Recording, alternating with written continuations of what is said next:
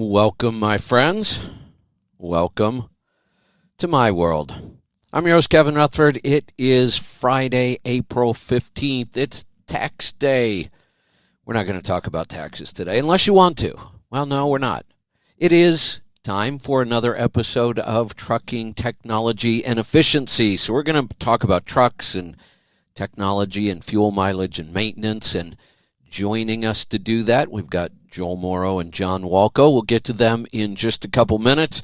I have a couple of quick announcements, then we're going to jump right into it. And I got to tell you, we are only doing an hour today, even if we still have questions at the end. I've got several conference calls this afternoon. I've got to get on the road. I've got a lot going. So if you have a question, jump in and join us right away. Also, we are taking questions on truckingtribe.com. I see we've got one in there already. I'll try to monitor those, and we'll get to as many of those as we can, depending on how busy the phone calls are. If you want to join us with a question, a comment, a topic, jump in right now at 855-950-3835. We'll be getting those calls here in just a little bit. Also, going forward, we will be adding shows to our network here at a pretty fast pace over the next month or so. We'll be rolling out new shows. Some of our shows will be scheduled, like this one. You know, Monday through Friday, you can tune in at 11 a.m. Eastern Time, and we'll be doing the show. I talked with Mike Beckett yesterday. Rolling Toe with Mike and Kevin Beckett will be scheduled. I think they're going Thursday, 3 Central. I'm not sure. We'll be putting out a schedule, but some of our shows will also be unscheduled. I may do book reviews now and then. I may do a political commentary here and there. I may just talk about industry stuff and record it. So one of the best ways to know when all of our shows are happening, whether they're scheduled or unscheduled, is to get on our text list.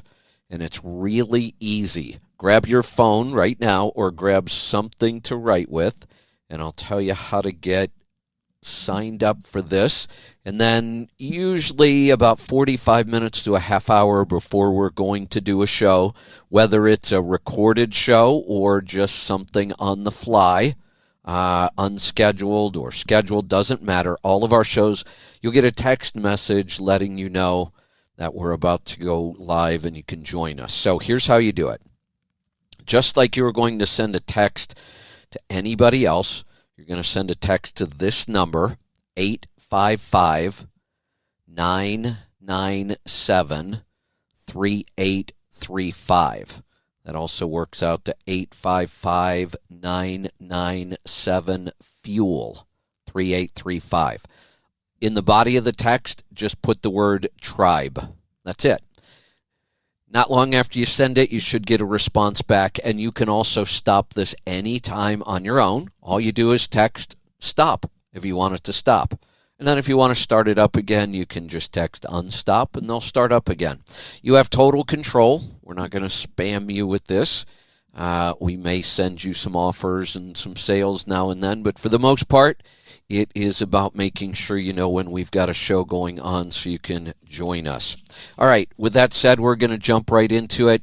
Again, calls are probably going to get busy. They get busy towards the end of the show, and most of the time we try to hang around until we finish the calls, but today we are wrapping up right at noon Eastern Time. All right, it looks like we're going to go to John first this week. John, welcome back. Hey, Kevin, good to be here. So I'm going to apologize in advance again for background noise. I'm sitting in a coffee shop about a block from the World Trade Center Memorial in New York City right now. That was the quietest place I could find to do the show while we're here in New York this weekend. Got it. That was going to be my first question. Where are you in the world today? I thought I'd get that out first. Yeah, you and I knew you were going to ask. You and Joel are the wanderers. We always have to know where you are when you're doing the show. It's kind of cool, though, that we have this technology and we can do this. So I've got friends at the racetrack who I usually have to wear readers, right? So you try to wear something fun, round, or whatever. And when I some guy said, "Yeah, you look like Where's Waldo?" And I'm like, the guy who does my website wants to do a whole section on there called Where's Waldo. It's just like follow me around with a little map on my website to see where I am on any given time. There you go. I like that. That's a good idea. And how fitting. Where's Walco? Yeah, I love that. Exactly. Yeah. Perfect. So what's hey, real quick. Sure. I've been following, this is what's on my mind right now, and it's good to see fellow on the 9 mile per gallon group over there on Facebook with the Cascadia is getting some killer numbers.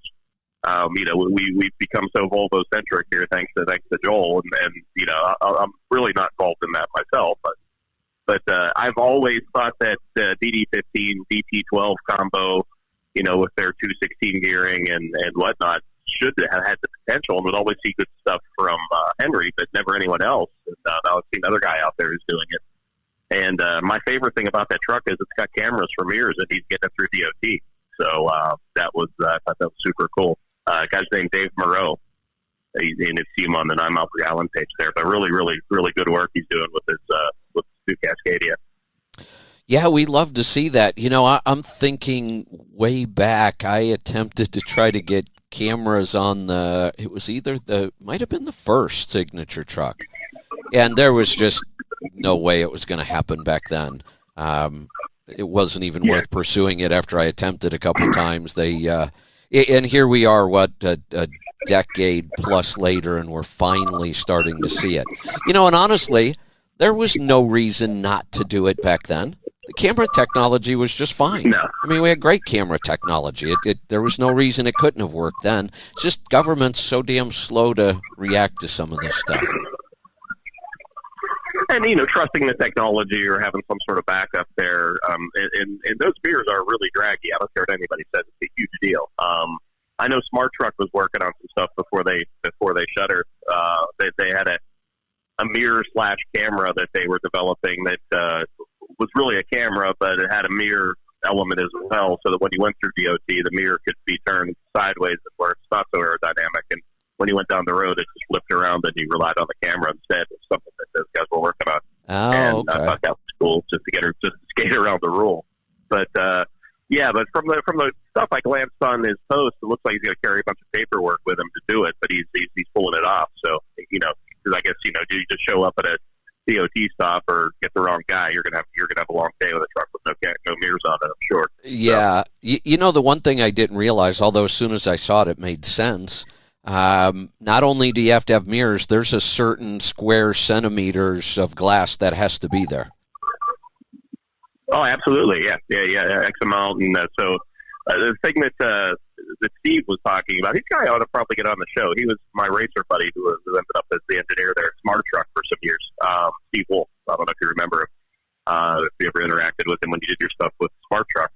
But he's back in the motorsport world, and he's actually selling some oil. He's going to become an oil guy. He sells Motul oils, and he's actually hitting the heavy duty market with that product. But oil's oil. That's kind of a tough sell.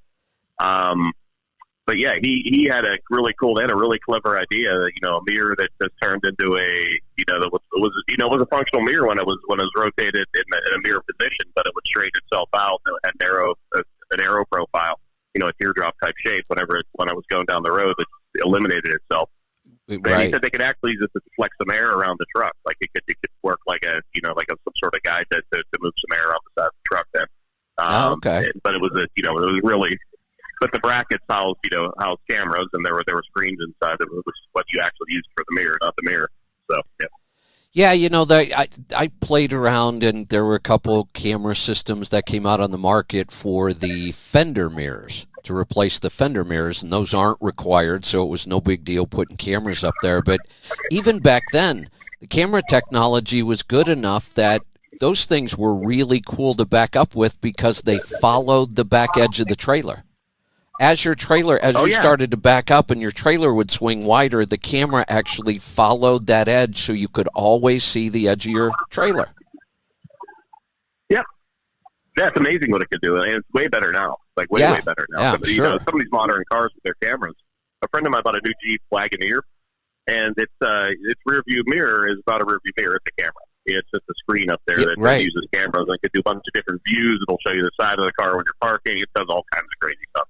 It's really cool. The one commercial I remember seeing, and I never went to check, I think it was a GM, one of the GM trucks that might have been Ford. I can't remember now. But when you were pulling a trailer, somehow it would show you what was behind the trailer.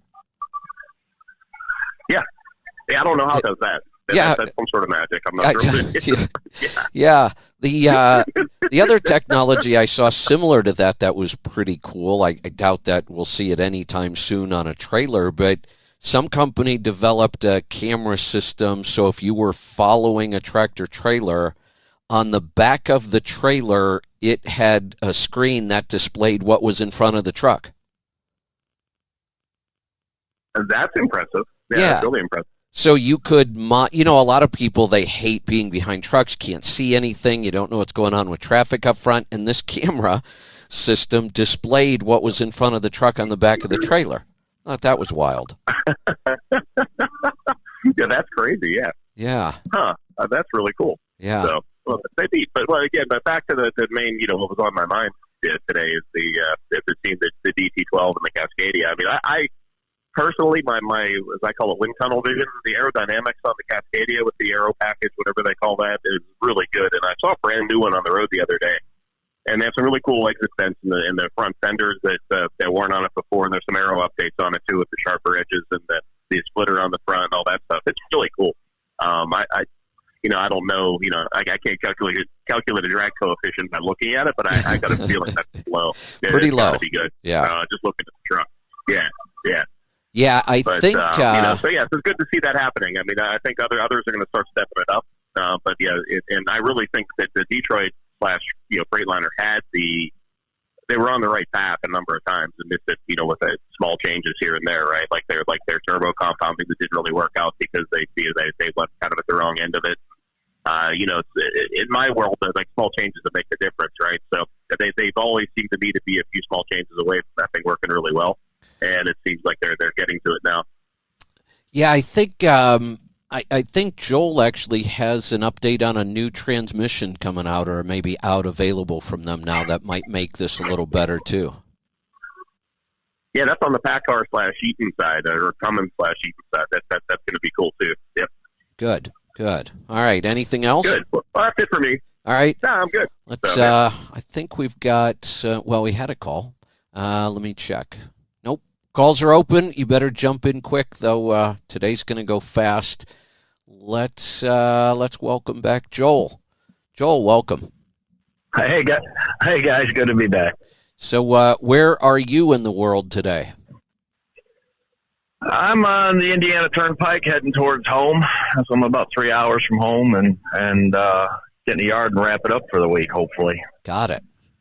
So what's on your mind this week? Oh, I've got a smorgasbord kind of. I got some engine stuff going on, some suspension stuff going on. We have some transmission stuff going on. So I guess I'll jump in with the transmission stuff.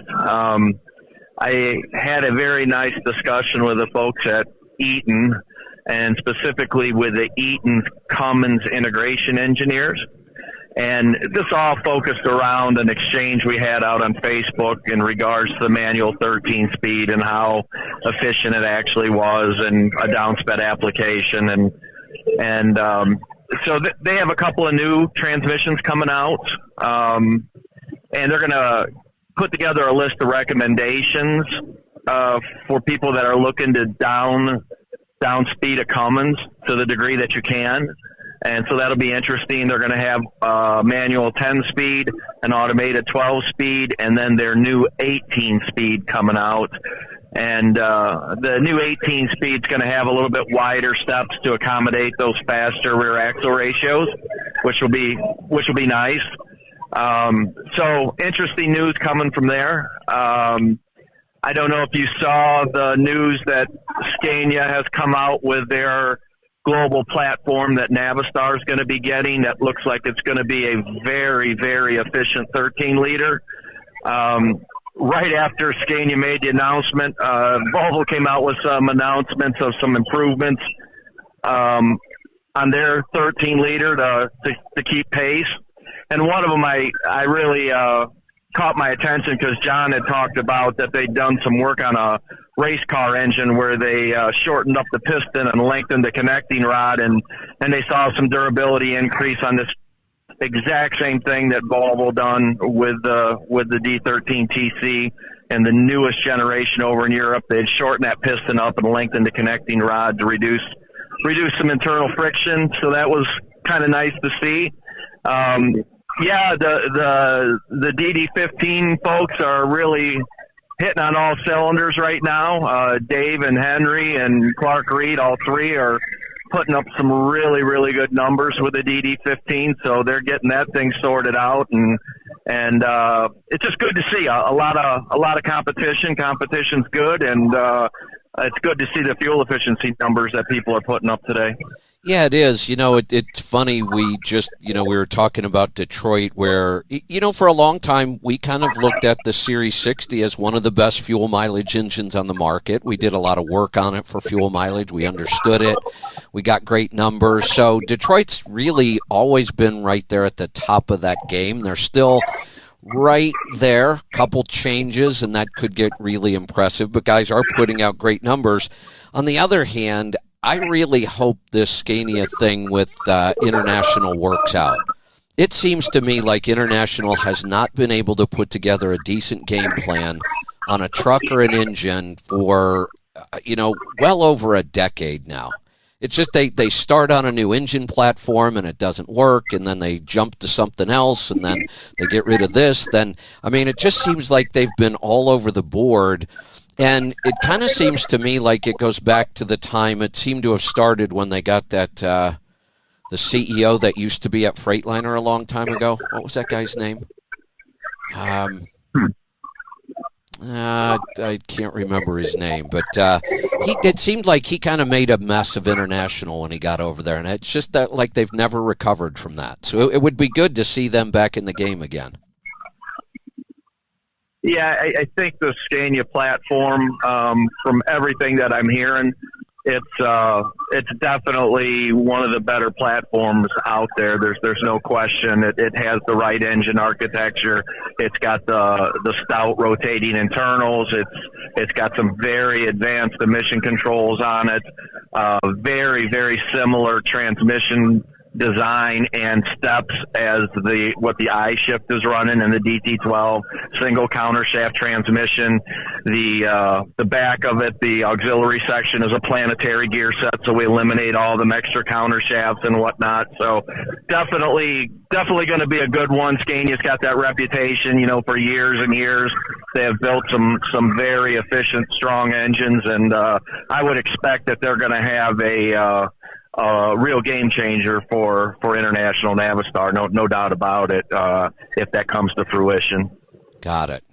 All right, so our show's called Trucking, Technology, and Efficiency, which gives us a lot of leeway to talk about whatever we want. Technology's all over the board. Efficiency comes in a lot of different forms.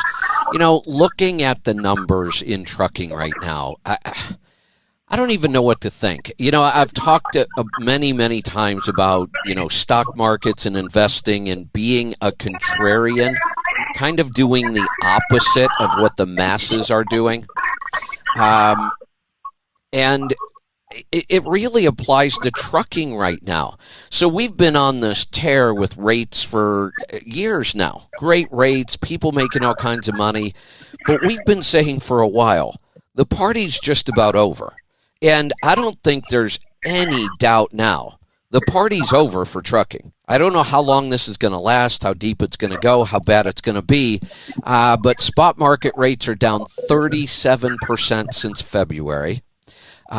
Fuel is through the roof. Cost of everything is high. Truck prices and trailer prices are absolutely insane. Numbers that I still can't even believe, and this equipment is actually selling, which just makes no sense to me.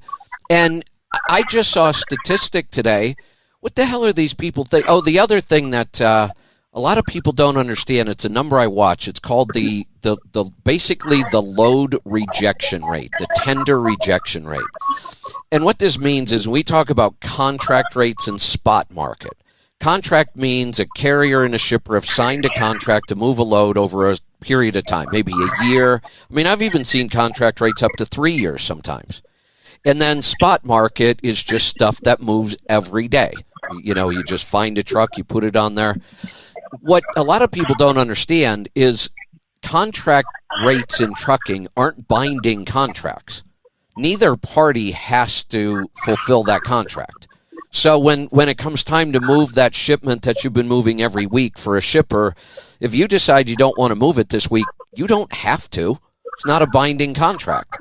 So what happens is carriers with contract freight watch the spot market closely, good carriers, and if the spot market rates are just so much higher than their contract rates, they'll pull trucks off contract freight and go move the spot market.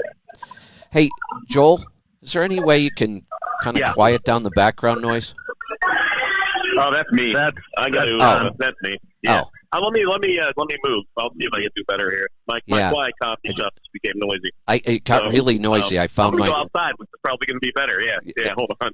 Okay. A bunch of kids just walked in. Yeah, I found myself yelling, trying to get over them.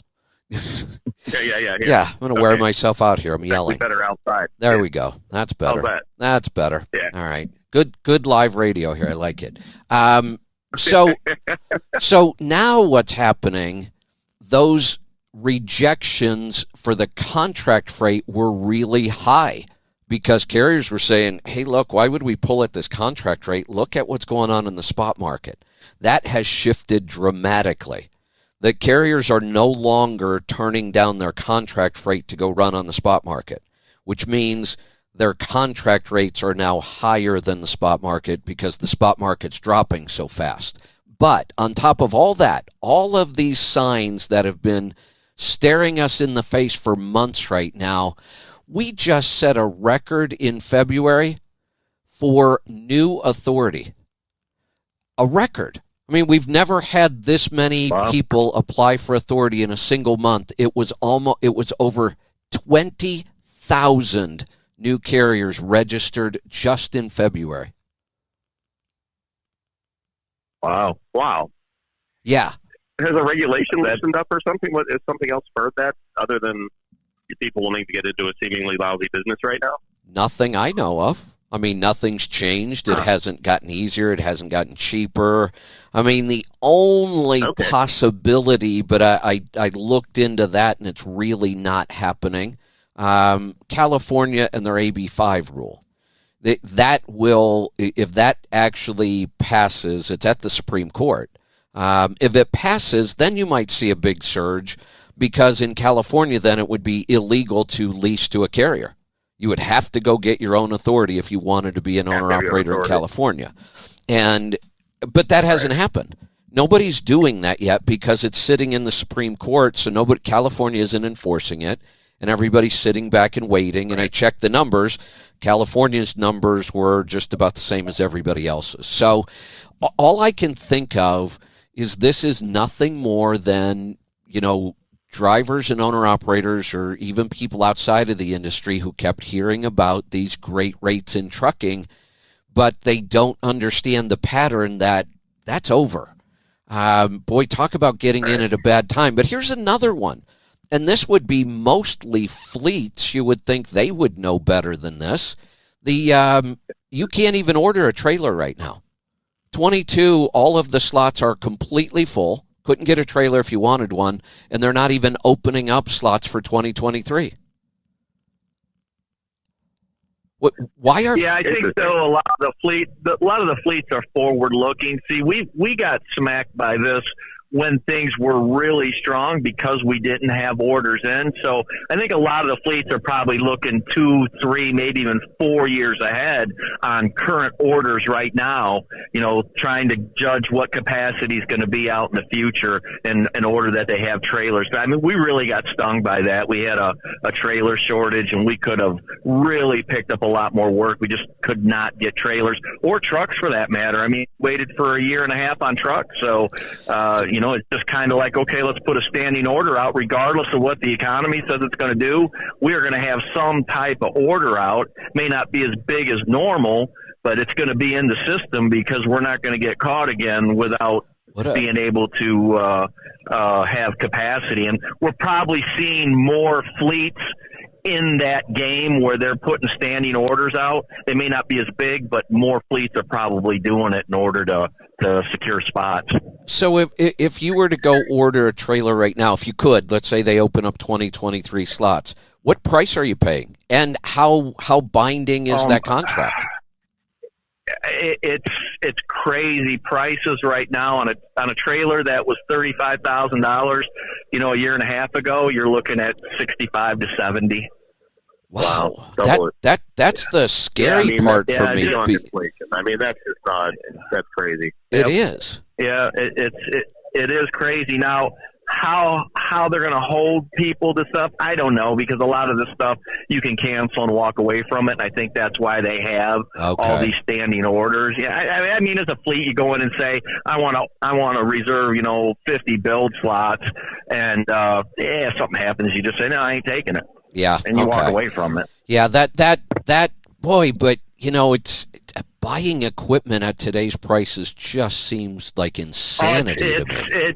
It makes you want to puke. Yeah, it really does. I mean, you look at this stuff. I'm trying to put together a demonstration trailer. I'm working with Strict Trailer, and this is going to be a very high level build. And they're doing everything they can to help keep costs down. And of course, I've got several partners that are suppliers that I work with involved with this, and it's just absolutely crazy at the pricing on stuff. It's twice what it was. It just is. That's unheard of. If I had to go out and buy this trailer on the market the way that I have this thing spec'd and the engineering involved, it'd be $100,000 for a dry van. That's insane. That is just so unheard of. If you would have told me a year ago trailer prices will double or more, I would have thought, well, there's no way. Nobody would buy a trailer. Yeah. And I don't know if people just kind of see this as the new normal, but, fleets know that they have to turn so many trucks and trailers.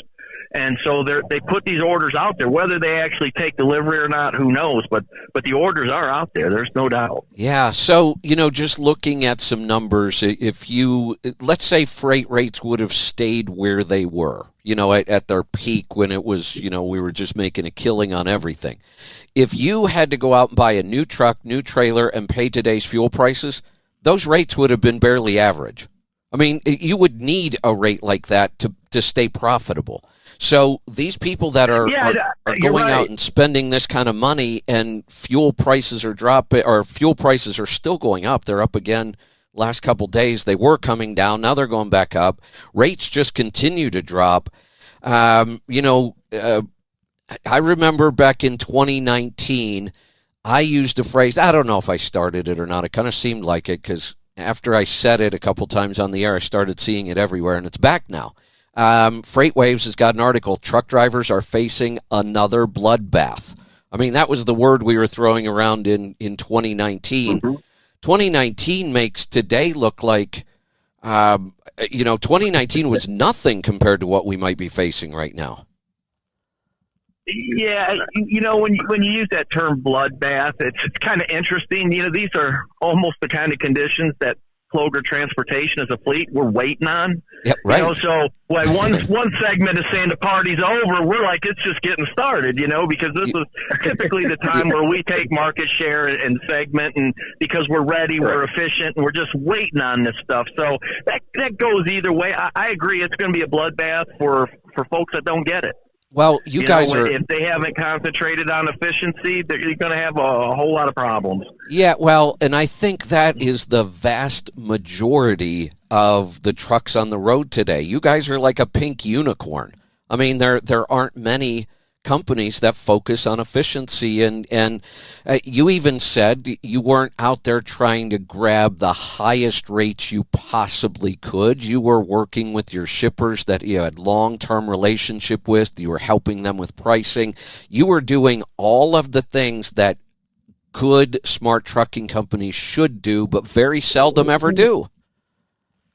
We stuck with our contract freight when everybody else was jumping to the spot market. Yep. And in fact, we expanded our contract base because we knew this was going to happen. The right wall to why everybody was jumping to go chase that $5 and $6 mile freight.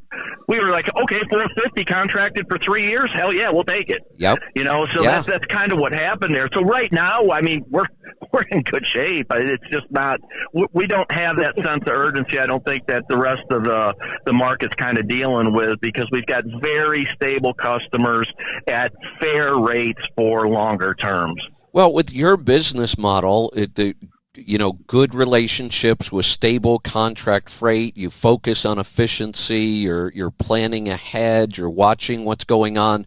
We're probably heading into a time where it's going to be easier for you guys to operate. You know, this hectic, crazy market we've been in, you guys probably are looking forward to what's coming.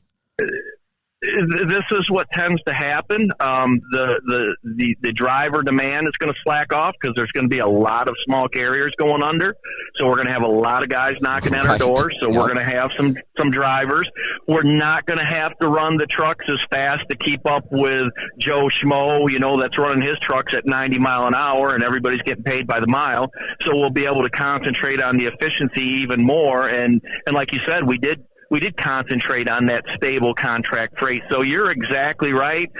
I don't want to say they're easy times for us, but going to be much easier than the majority of folks out there, no doubt. And probably easier than what we've been through. This hectic pace, like you said, can't get trucks, can't get trailers, got to drive faster, can't get drivers. You're balancing, boy, should we grab some of that spot market freight? No, we should probably take care of our customers. I mean, that's a hectic, stressful time. And like you said, I think things will slow down. You'll be able to go back to good, solid business principles. And here's the thing. Here's what we always have to remember. We are going to lose a lot of carriers. We'll lose a lot of owner-operators, guys with their own authority. If they're smart and they do it soon enough, they may be able to go back to a lease to a carrier and save things. But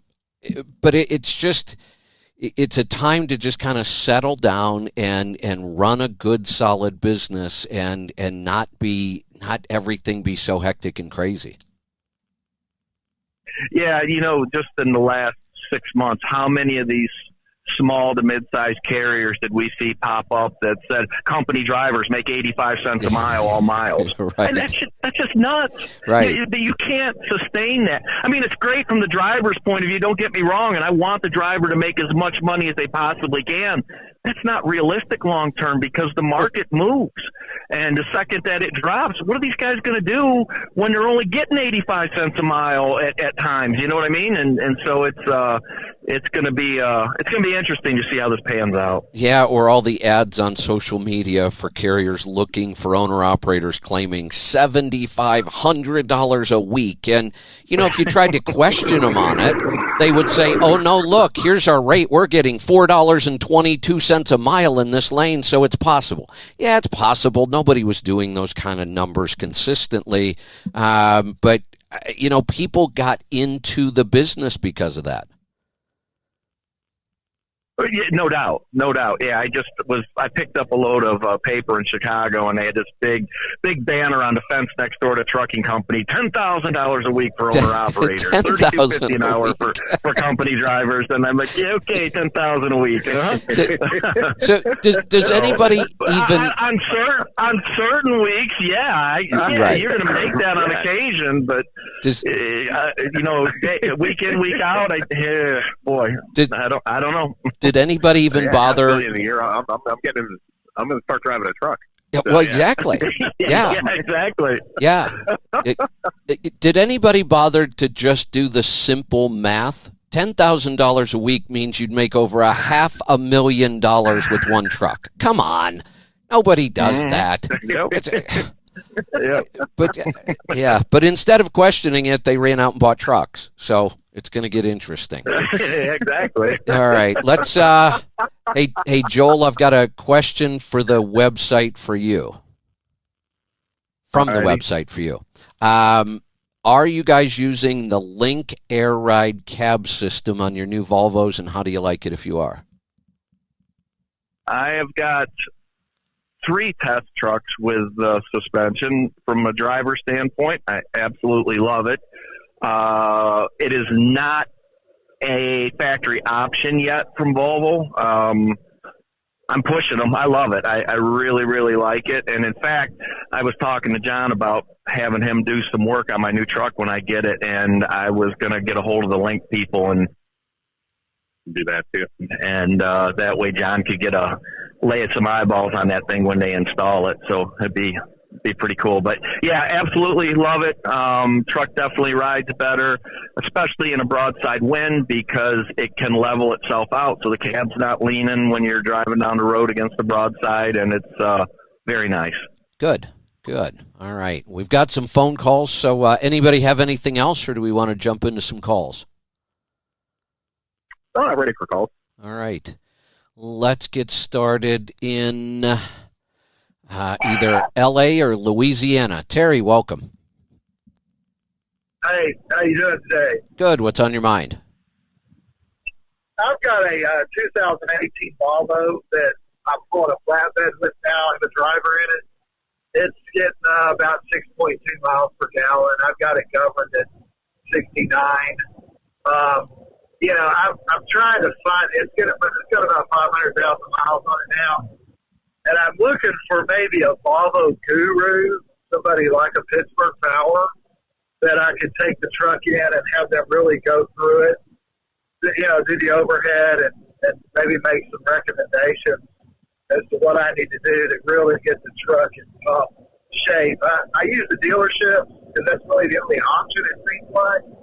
And, they're just, and I'm not throwing off my Volvo, but they're like every other dealership, every other business. They're just looking at profit, and they're looking at how fast can we get money from this guy and get him out the door, and that's not working for me. Is there, I was wondering if Joel might. So one of the best guys in the country is Clint Bankston. I think his shop is Piedmont Truck Service, I believe. He's over in the Triad over there in the Carolinas, out around Greensboro area, Piedmont. He's on Facebook. You can Google him. This guy really, really knows Volvos. He's very good. There's a guy in Wisconsin. I think it's called Diesel Brothers. Patrick Philman. He's pretty dang good. He's right up at near that same level as Clint. So there's a handful of shops out there that are at that elite level. I can't remember the one that's out in Los Angeles area. I have to look that up, and I could post it to the site when I look it up. But there are some shops definitely out there that are good. The Triad one would probably be better for us as far as location. What was that name again? Clint Bankston, and I believe his shop is Piedmont Truck Service. Okay. All righty. All right. Well, I'll give that a shot. I sure appreciate that information. Yeah, guy's really, really good. So you're in good hands with him. Well, I certainly respect your opinion, so I'll give him a shot. Thanks again. Awesome. You're welcome. All right. Thanks for the call. Hey. Go ahead. Real quick. Well, let me jump in there. Yeah, real quick on that one. That was an ISX-powered Volvo. I mean, don't hesitate to take that ISX to Pittsburgh Power. I mean, that's kind of their world. Chassis-wise, I'll go with Joel on that. But any other maintenance on that truck. But, on the ISX end, just get it to Pittsburgh Power and let them do the diesel force on it if it's not been done already, and clean it out. Just go do the overhead and make sure everything's right. Yeah, but on the ISX end, don't hesitate to take it to Pittsburgh Power. Yeah, these guys are definitely up on ISX. There's a garage full of them in there now, and it's almost like the preferred engine for a lot of the guys around here. They like them. I mean, they understand them. They like them. They know how to keep running right. So definitely. You know, earlier I was mentioning fuel prices. Matt sent me over the numbers for the week, and I think I might have misread these. I haven't been out buying fuel for about a week. I've been living in a parking lot. We're up 44 cents just this week. It was down 2 cents on Monday, down 5 cents on Tuesday, but then Wednesday it went up 16, Thursday it went up 23, and today it's up 11. 44 cents on the week again. Wow. That's crazy. Wow. Yeah, it is. It is. And honestly, there doesn't seem to be any end in sight. Well, I noticed that, and every time the economy starts to slow down, I can kind of judge this by parking availability as you head back east. And I'm noticing more and more that I'm rolling into truck stops, you know, at that 9 o'clock hour where it's almost impossible to find a parking spot if you're east of Ohio. I'm seeing it more and more where, hey, there's 4 or 5 parking spots open, and it seems like every week there's a few more open. So I'm kind of wondering what's going on. I always kind of watch that in the back of my mind when you know you hear that something may be up with the economy or things may be getting bad. I just kind of watch that parking space availability in the evening, and as that starts to, as you start to see more free spaces, I kind of worry a little bit in the back of my mind what's going on with the economy and what are we going to see in the numbers, you know, when the next round of economic indicators come out. Yeah, wasn't there, it seems like I remember during the last election, isn't there some crazy election prediction where they use some number from, what are the breakfast restaurants all over the highway? Waffle House. I think there's some crazy political prediction they can gather from some number that comes out of Waffle House, and the thing's actually kind of it's kind of accurate. So kind of accurate, yeah. So we've got Joel's how long it took Joel to park index. That's right. Maybe that's exactly right. Yeah. Maybe, I'll start running a stopwatch on it, and I'll report every day. We'll put all that data together, compile it in a great big CSV, and we'll figure it out. We'll create an algorithm based upon how long it took Joel to park. I'm thinking maybe there's a business opportunity here. Maybe we create an app and we have drivers on the app report back parking, and then we predict what's going to happen to the economy from it. There you go. It'd probably be as accurate as anything else. Exactly. That's right. Yeah. I like it. Yeah. It'll become the official trucking technology and efficiency app to predict the economy from truck parking. I like it. I say we do it. There we go. All right. Let's. Hey, we'll just call it the Joel Index. Hey, we've got a we've got a special guest on the line with us, a celebrity in the fuel mileage world. All right. Steve Crone, welcome. Oh, Steve Crone. All right. Oh, hello there. Hello there. Hey there. Doing good, Steve. Actually hauling regular freight now. Kind of done with the automotive expedited. That kind of dropped off like off the cliff. So I'm back to doing regular freight. That's because there's too many parking spots available. Yeah. When things went really bad, it was great going out east because you could stop any time of the day. Rest Steve knows. Stops, you know. Yeah.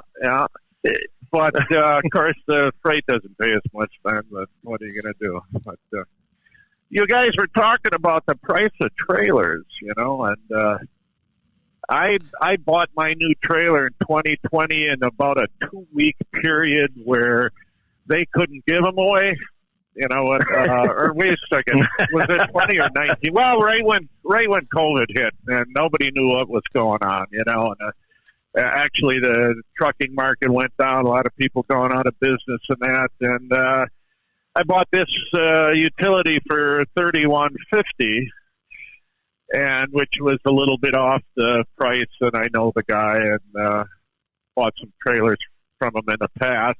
he had 4 trailers. I wish I would have bought them. He said right now I could sell my trailer in an auction for $60,000 easy. Yeah. Yep. Hey, I got to jump in here because I see another problem coming. I've been doing tax returns for owner-operators since the early 90s, and not once in thousands of tax returns did I ever have to calculate capital gains on trucking equipment. Because you buy trucking equipment, truck, trailer, I don't care what it is. When you sell it, you are selling it for less than what you bought it for. So all we had to calculate was recapture of depreciation. And that confuses people. And accountants, I've seen accountants who have a hard time with that. But now I had a call like this the other day. The guy paid like $16,000 for a trailer and sold it for $40,000 6 months later. That really complicates a tax return if you're not good at doing capital gains, and now you've got to do a little of both. You've got some of this that is recapture of depreciation, some of it's capital gains.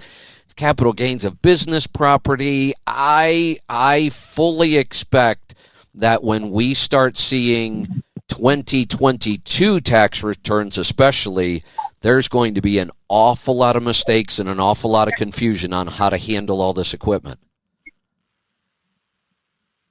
I agree. I completely agree. You know what surprised me? Hell, my brother could probably just liquidate the fleet and retire. Exactly. You know the way rates are. It's nuts. Yeah. Yeah. Well, Here's another interesting thing, and I think this pricing issue will probably go away before this becomes a big issue. But, Joel, you follow fleets. You've been around this industry. You guys know what goes on. When times get tough, we see a lot of consolidation. The healthy companies will start buying out the less healthy companies, and we'll see consolidation again. But I don't even know how you would do that right now. It would be almost impossible to buy somebody out. Yeah, all you do is you just sit and wait now, and you're waiting on opportunity. It's going to be a little while. This will turn around. I will guarantee that this turns. When it's going to happen, I don't know, but it's definitely going to turn around. And when it does, the people that have been doing their homework and watching the moves being made, and there's going to be a hell of a lot of opportunity for the people that are doing things right. There's no doubt. A lot of people are going to get hurt in this, and it's going to be that bloodbath for a lot of people, but it's going to be a lot of opportunity for others. So, no doubt. Here's the other thing I want to keep warning people about. If you've already bought that really overpriced equipment, I would seriously think about selling it. If you made the mistake of buying recently, there's still time. And here's why. I'm with you, Joel. This can't last. There is no way these equipment prices can sustain this. It's not going to happen. But once you buy it, you're screwed. People aren't buying these things with cash. They're financing them. Something happens to that equipment, lost, stolen, burn up in a fire, crash, whatever, you're done. You're done. The insurance company's going to pay the new book value that'll be back to normal, and you're going to owe twice as much. I just was working with a small fleet, a guy that I helped to spec a couple of Volvos 4 years ago. He sold both those trucks for what he paid for them and ran them for 4 years. And he's kind of getting rid of his assets, and he's going through like Ruin or one of those, and he's just renting stuff right now because of everything that's going on, because he can rent cheaper than what he can buy at these crazy rates. And so he's almost got rid of all of his assets because he could sell them more than what he paid for them in most instances, and he's just renting stuff for the time being. That's smart. You guys are a little too big to think about doing something too crazy like that. You've got, solid customers, but take some of these guys that in the last couple of years have built 5 to 10 truck fleets. It might be really, really tempting to liquidate all of that equipment. And, if you're that size, it wouldn't be a bad idea to go get some broker authority. If you've got some of your own freight, go get some broker authority. Get rid of all your equipment, broker that freight out for a while. Exactly what this guy done. Yeah, it's perfect. Exactly what this guy done. Had 5 trucks, got rid of the trucks, made money on them, and broker and freight, and then he's renting trucks if he needs them, and that's exactly what he done. And he's killing it. And he'll be out at auctions, and then you can go buy that truck back. Exactly, he'll be out. Exactly. Yes, exactly. Right. So we've been talking about this, and a couple of years ago, if somebody would have told me that the market conditions ever would present themselves where this would even be something you would think about, I'd say you're crazy. But yet here it is. Here it is. Sell everything you got because you're going to make money on it, and go rent stuff if you need it. It's nuts. When I first started talking about that, it was mostly tongue in cheek. I was kind of joking because it seems really radical to think about doing something like that. 35 years in the industry, there was never a time where that would have worked. That would have been a horrible idea. But now, here's that whole contrarian thing again. I seriously think if I had 5 to 20 trucks, I'd be liquidating everything, brokering freight till this turned around, and then I'd be out buying it all back up again. Yeah, absolutely. Crazy times. Steve, what else you got? Well, the price of trailers, you got an old trailer and you want to make it last, or if you buy a new trailer and you want to make it last longer, my thought is you spray the underside with fluid film and then you put cross-member covers on. Makes the bottom of the trailer smooth, and fluid film, you don't have to be redoing it all the time because it will not get washed off and it creeps everywhere. Hey, do you think you might Makes the side rails look like... You think you might get better fuel economy if you do that? Yeah, it's not huge, but you got to couple it with other things, And I got a beta tester out there now that's got a couple of things, and not really quite ready to announce the results yet. But he just had the cross member covers on, and he claims he was getting more, but we didn't do the transition in the back by the light bar on the back of the trailer. I told him really not to expect much until we do that. And I was going to do something temporary, but he wanted me to wait till we get the plastic molded stuff on there. So hopefully that'll come up soon. So we got a few other things too that, yeah. Steve, I'll have to come up and see you when I finally get this trailer built that I'm working on right now, and have you take a peek at it and see what you think. Oh, well, I'll have ideas, definitely. Awesome. Good stuff. And, when I was talking to my trailer salesman, I said, the nice thing about this is that, he said that when this all settles out, trailer is going to probably be going for 40, 45, when it really settles down and they have to look for people to buy. But, adding aerodynamics or, dual use aerodynamics here where you're protecting your investment, that trailer will last forever, and it soaks, the fluid film soaks into the wood from underneath and it swells, and you can only ruin your trailer from the inside, which another reason I don't want to do automotive anymore. Ford, they are hard on the inside of a trailer. Oh my God. There you go. Hey, Steve, makes you want to cry. Hey, Steve, we're gonna cut you loose. We need to do a lightning round here, guys. I just looked at the website and they blasted us with questions on there. So here we go. Awesome. You guys ready? Let's see. All right. How do you break down gear ratios? We are operating an X15 efficiency, 12-speed, 1,700 max RPM, 285 rears. Former truck was DD15, 10-speed, 308 rears. To maybe compare, oh boy, that's a tough one. I mean, I'm not even exactly sure what the question is here, but there's so many factors in trying to compare these two. Yeah, what they're talking about is our tractive effort calculations that we spent 8 hours going through all that okay. math during that training session. This is what they're talking about. They want to see tractive effort to be able to compare it in probably the top 3 gears, the startability in the bottom. So that's what they're looking for. The dealer should be able to give them tractive effort on both of those. If not, I'm going to try and put together some information on tractive effort and post it. Good. I was going to say I'm not quite ready to calculate these in my head yet. There's a lot going on there, no doubt, but that's what they're looking for. All right. If they just want to look at a calculator, I've got a really in-depth one on, I think it's still available on Pittsburgh Power's website, the Excel spreadsheet that I did that has every gear ratio in the world on it. And you can change your rears and whatever.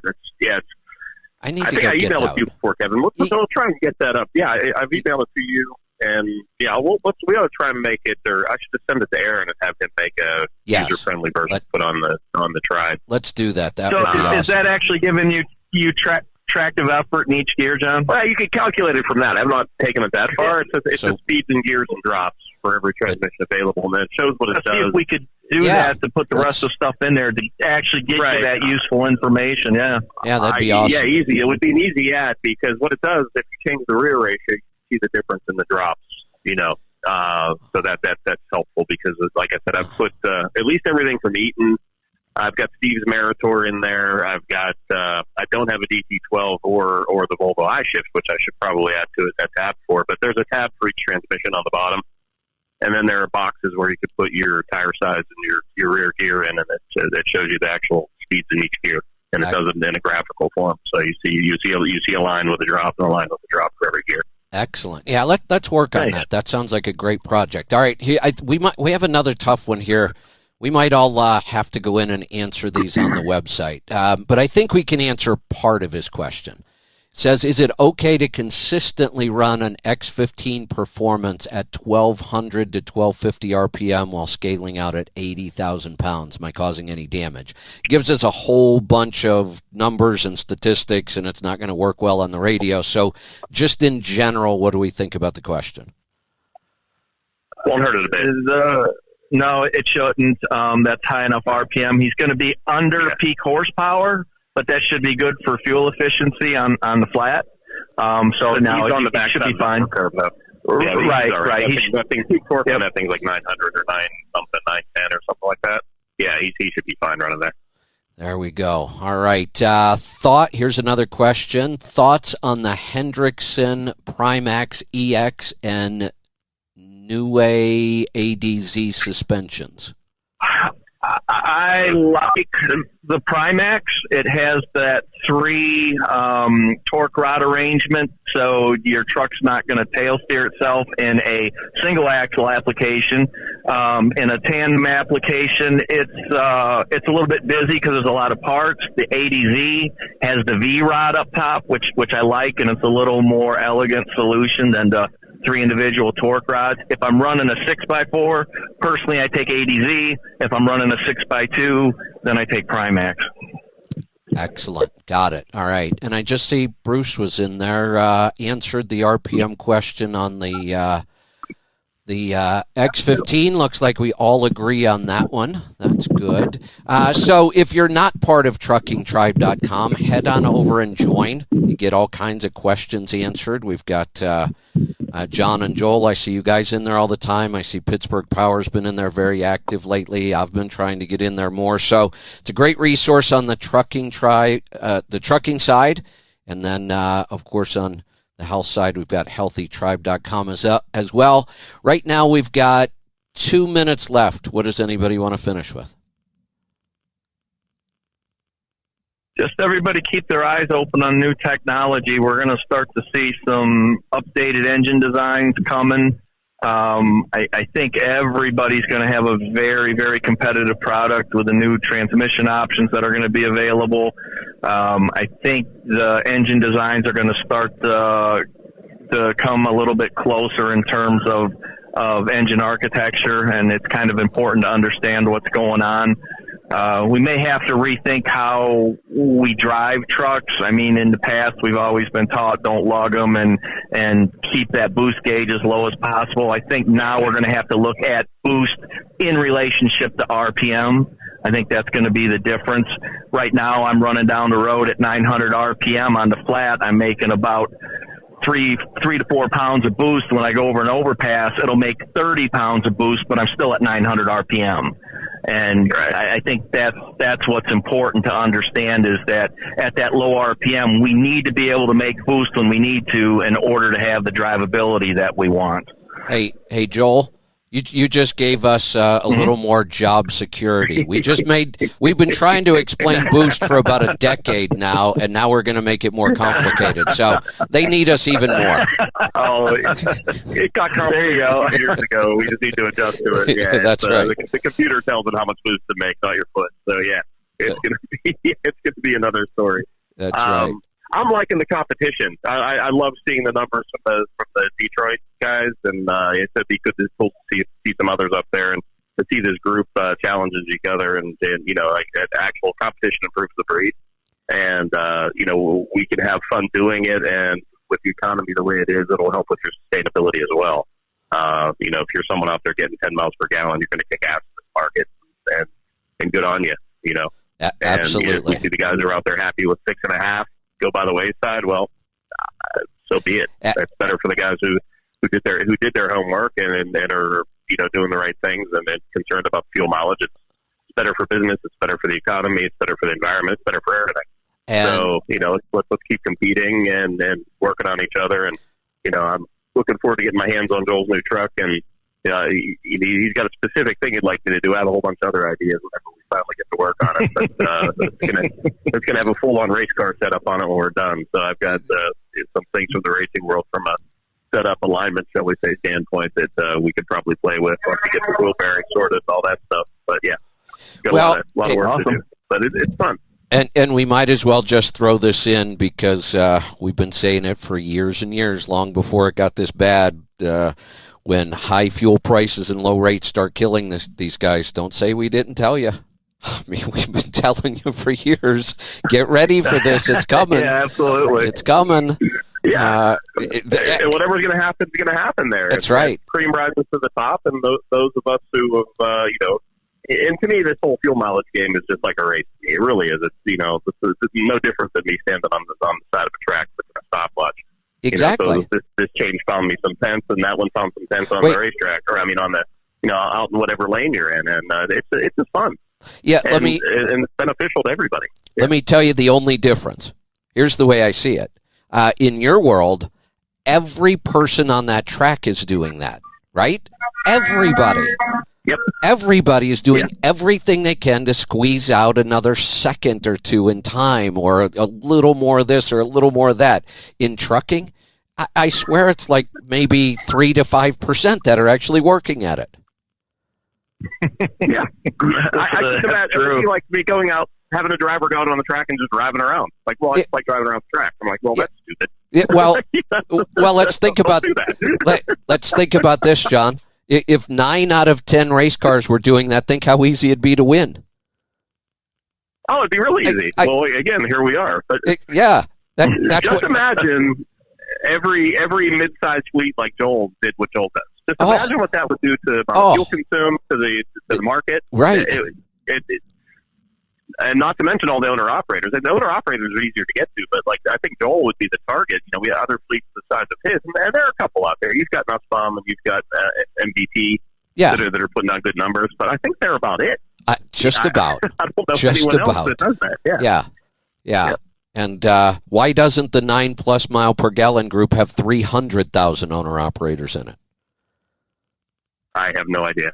It should. There's tons of great information in there. People sharing, learning. It's been a great group all around, and what we talk about. And here's the good news. No matter how bad the economy gets, freight has to move. It's going to move. Somebody's going to move the freight, and somebody's going to make money doing it. The rates at least have to be good enough so that freight gets to where it belongs. And as we start to lose people, which we will, the rates will start to adjust again. So all you got to do is make it through these worst times, and then things will get better again. Yeah, no doubt that market is kind of a living, breathing thing that's constantly in motion. It's dynamic. It changes. And so you can't put together a business model that isn't fluid and able to adapt to circumstance. And if you put together that model, I don't start my truck for less than $5 a mile, you're done before you even get started. You just are. Yeah. I mean, you are. It's just the way it is. It would be like me showing up to one of John's races with a 72 Nova and jumping in the lineup and, well, how's that going to work out? You've got to really think about what you're doing here. And some people think 72 Novas are cool when they put lots of chrome on them even. Yeah, that's right. Hey, if it's sitting in my garage, it's really cool. But, if you're going to take it out and use it it's not a good daily driver, and it sure as hell ain't going to work at the racetrack. So, and that's kind of how you got to look at this. And you got to use what's going to work in the real world. So something that's adaptable. There you go. Yep. All right, guys, I've got to get on with my day. I've got a couple conference calls, and it looks like somebody just dropped a pair of shocks next to my truck. So I might have to get dirty and get those back shocks on. Get your coveralls on, Kevin. That's right. Yeah. That's right. All right. So thanks as always. Hey, we'll try to do it again next Friday if you guys want to. Yeah, sounds good. All right. I'll actually be in the shop next Friday, so that works well. Got it. Perfect. All right. We will see you next week. Have a great Easter weekend, and we will see you back here on Monday. Be safe, be profitable, be fit and healthy. Always do the hard work and master the journey. I'm Kevin Rutherford.